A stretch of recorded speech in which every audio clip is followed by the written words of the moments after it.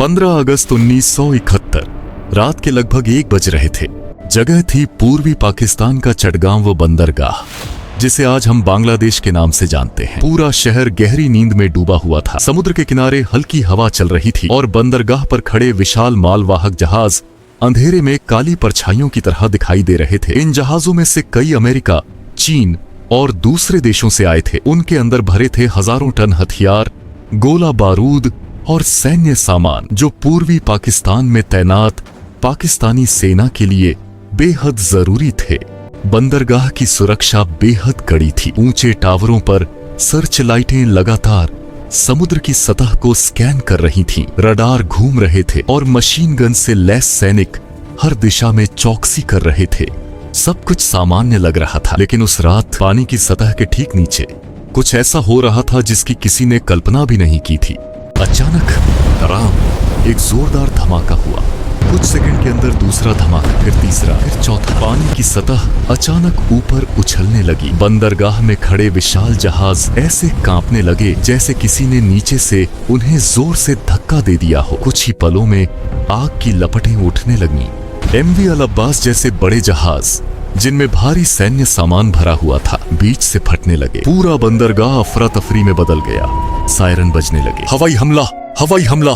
चीखते हुए सैनिक इधर उधर दौड़ने लगे। एंटी एयरक्राफ्ट गन्स आसमान की तरफ गोलियां बरसाने लगी, लेकिन आसमान में कोई नहीं था। ना कोई फाइटर जेट, ना कोई बॉम्बर प्लेन। कुछ देर बाद उन्हें शक हुआ कि शायद भारतीय पनडुब्बियों ने पानी के नीचे से हमला किया है। सोनार से समुद्र को स्कैन किया गया, लेकिन वहां भी कुछ नहीं मिला। ना आसमान में दुश्मन, ना पानी के नीचे कोई मशीन। फिर ये जहाज डूब कैसे रहे थे? कौन था जिसने पाकिस्तान के सबसे सुरक्षित बंदरगाह में घुसकर तबाही मचा दी? दोस्तों, ये कहानी है कुछ ऐसे नौजवानों की जिन्होंने मौत को सामने देखकर भी पीछे मुड़ना नहीं चुना। यह कहानी है इतिहास के सबसे साहसी गुप्त नेवल मिशनों में से एक की, जिसे कहा जाता है ऑपरेशन जैकपॉट। लेकिन इस ऑपरेशन की शुरुआत उस रात से कई महीने पहले हो चुकी थी। मार्च 1971। उस समय पाकिस्तान 2 हिस्सों में बंटा हुआ था, पश्चिमी पाकिस्तान और पूर्वी पाकिस्तान। जनसंख्या और संसाधनों का बड़ा हिस्सा पूर्वी पाकिस्तान में था, लेकिन सत्ता पूरी तरह पश्चिमी पाकिस्तान के हाथों में थी। 1970 के चुनाव में पूर्वी पाकिस्तान की पार्टी अवामी लीग को भारी जीत मिली, लेकिन सत्ता हस्तांतरण रोक दिया गया। पूर्वी पाकिस्तान में विरोध शुरू हो गया। इसके जवाब में पाकिस्तानी सेना ने एक क्रूर सैन्य अभियान शुरू किया। इस अभियान का नाम था ऑपरेशन सर्चलाइट। 25 मार्च 1971 की रात पाकिस्तानी सेना ने ढाका और दूसरे शहरों में हिंसक कार्रवाई शुरू कर दी। ढाका यूनिवर्सिटी, गांव और कस्बों में गोलियां चली। हजारों लोग मारे गए। लाखों लोग अपनी जान बचाने के लिए भारत की सीमा की ओर भागने लगे। कुछ ही महीनों में लगभग 1 करोड़ शरणार्थी भारत पहुंच चुके थे।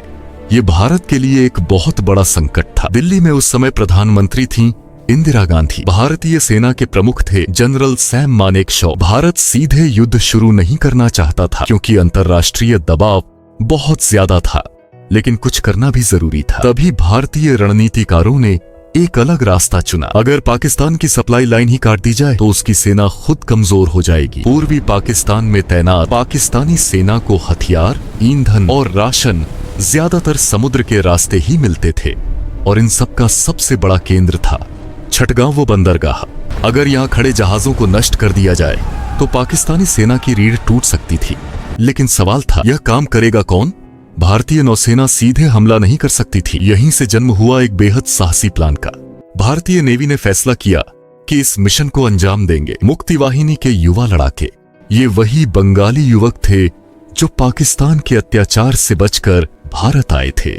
लेकिन एक समस्या थी, इनमें से ज्यादातर लड़के सैनिक नहीं थे। कोई छात्र था, कोई किसान, कोई मछुआरा। उन्होंने कभी सैन्य ट्रेनिंग नहीं ली थी। फिर भी उन्हें दुनिया के सबसे खतरनाक नेवल मिशनों में से एक के लिए तैयार किया जाना था। इस मिशन की जिम्मेदारी सौंपी गई भारतीय नौसेना के एक अनुभवी अधिकारी को, कमांडर M.N. सामंत। उन्होंने पश्चिम बंगाल के मुर्शिदाबाद जिले में भागीरथी नदी के किनारे एक गुप्त ट्रेनिंग कैंप बनवाया। इस कैंप का नाम रखा गया कैंप प्लासी। यही वह जगह थी जहां 1757 में प्लासी की लड़ाई हुई थी, जहां से भारत की गुलामी की शुरुआत हुई थी। और अब करीब 200 साल बाद उसी जगह एक नई आजादी की तैयारी हो रही थी। करीब 500 बंगाली युवाओं को इस मिशन के लिए चुना गया। उनकी ट्रेनिंग बेहद कठिन थी। उन्हें घंटों तक पानी में रहने की ट्रेनिंग दी गई, तेज धारा में तैरना सिखाया गया, अंधेरे में दिशा पहचानना सिखाया गया और सबसे महत्वपूर्ण, उन्हें इस्तेमाल करना सिखाया गया उनका सबसे खतरनाक हथियार, लिम्पेट माइन। लिम्पेट माइन एक छोटा लेकिन बेहद शक्तिशाली विस्फोटक उपकरण होता है। इसके नीचे शक्तिशाली चुंबक लगे होते हैं। कमांडो को तैरते हुए दुश्मन के जहाज के नीचे जाना होता था और इस माइन को जहाज के लोहे के ढांचे पर चिपकाना होता था। एक बार चिपकने के बाद इसे हटाना लगभग असंभव होता था, लेकिन असली खतरा था टाइमिंग का। माइन लगाने के बाद कमांडो को उसका टाइमर एक्टिव करना होता था। इसके बाद उन्हें तेजी से वहां से निकलना होता था, क्योंकि कुछ ही मिनटों में विस्फोट हो सकता था। यह मिशन लगभग सुसाइड मिशन जैसा था। अगस्त 1971 तक ट्रेनिंग पूरी हो चुकी थी। अब असली ऑपरेशन का समय आ गया था। कमांडो को छोटे छोटे ग्रुप्स में बांटा गया।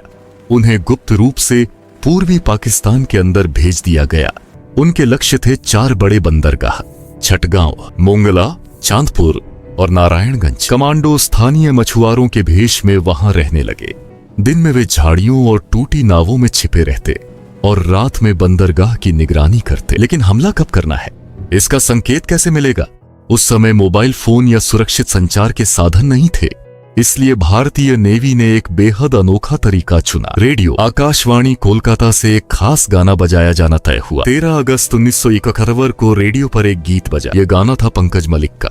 सामान्य लोगों के लिए यह सिर्फ एक गाना था, लेकिन छिपे हुए कमांडो के लिए इसका मतलब था तैयार हो जाओ। अगले दिन 14 अगस्त को जब पाकिस्तान अपना स्वतंत्रता दिवस मना रहा था, रेडियो पर दूसरा गाना बजा। यह था अंतिम संकेत, आज रात हमला होगा। और फिर आई वह रात, 14 और 15 अगस्त के बीच की रात।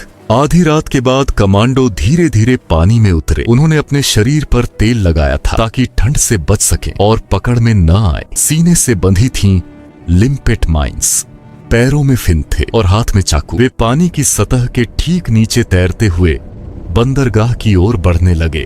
पाकिस्तानी गश्ती नौकाएं लगातार सर्चलाइट चला रही थीं। जब भी रोशनी पास आती, कमांडो सांस रोककर पानी के नीचे छिप जाते। कई किलोमीटर तैरने के बाद वे आखिरकार जहाजों तक पहुंच गए। विशाल जहाज जो अंधेरे में लोहे के पहाड़ जैसे लग रहे थे। कमांडो धीरे धीरे जहाजों के नीचे पहुंचे। जहां जहाज के नीचे काई और गंदगी जमी हुई थी, उन्होंने उसे साफ किया और फिर क्लिक, लिम्पेट माइन जहाज के ढांचे से चिपक गई। एक जहाज पर कई माइंस लगाई गई। फिर टाइमर सेट किया गया। अब उनके पास वहां से निकलने के लिए सिर्फ 45 मिनट थे। कमांडो तेजी से पानी में दूर निकल गए और फिर रात के 1:45 पहला धमाका हुआ।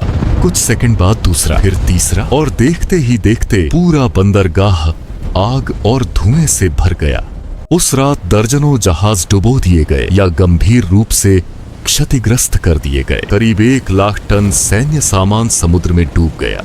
यह द्वितीय विश्व युद्ध के बाद दुनिया के सबसे सफल नेवल सबोटाज ऑपरेशनों में से एक माना जाता है। इस हमले का असर बहुत गहरा पड़ा। पाकिस्तान की सप्लाई लाइन बुरी तरह प्रभावित हो गई। पूर्वी पाकिस्तान में तैनात पाकिस्तानी सैनिकों का मनोबल गिर गया और दुनिया को समझ आ गया कि पूर्वी पाकिस्तान का संघर्ष अब एक बड़े युद्ध की ओर बढ़ रहा है। कुछ महीनों बाद दिसंबर 1971 में भारत और पाकिस्तान के बीच खुला युद्ध शुरू हुआ। पाकिस्तानी सेना पहले से ही कमजोर हो चुकी थी। 16 दिसंबर 1971 को ढाका में पाकिस्तानी जनरल A.A.K. नियाजी ने लगभग 93,000 सैनिकों के साथ आत्मसमर्पण कर दिया और इसी के साथ जन्म हुआ एक नए देश का बांग्लादेश। लेकिन उस ऐतिहासिक जीत की नींव उन्हीं गुमनाम गोताखोरों ने रखी थी, जिन्होंने अंधेरे पानी में उतरकर इतिहास बदल दिया। यही था ऑपरेशन जैकपॉट। लेकिन दोस्तों, 1971 की जंग में पाकिस्तान को सिर्फ पूर्वी पाकिस्तान में ही नहीं, पश्चिमी मोर्चे पर भी एक ऐसा झटका लगा था जिसने पूरी दुनिया को हिला दिया। सिर्फ कुछ महीनों बाद भारतीय नौसेना ने अरब सागर में एक ऐसा हमला किया जिसने पाकिस्तान के सबसे बड़े बंदरगाह कराची को आग के समंदर में बदल दिया। यह हमला इतना खतरनाक था कि पाकिस्तानी नेवी कई दिनों तक समुद्र में निकलने की हिम्मत नहीं कर पाई। उस ऑपरेशन का नाम था ऑपरेशन ट्राइडेंट। अगर आप जानना चाहते हैं कि कैसे भारतीय मिसाइल बोट्स ने रात के अंधेरे में कराची पोर्ट को तबाह कर दिया था, तो स्क्रीन पर दिख रही वीडियो जरूर देखें, क्योंकि यह कहानी 1971 की जंग के सबसे खतरनाक नेवल हमले की है। जय हिंद।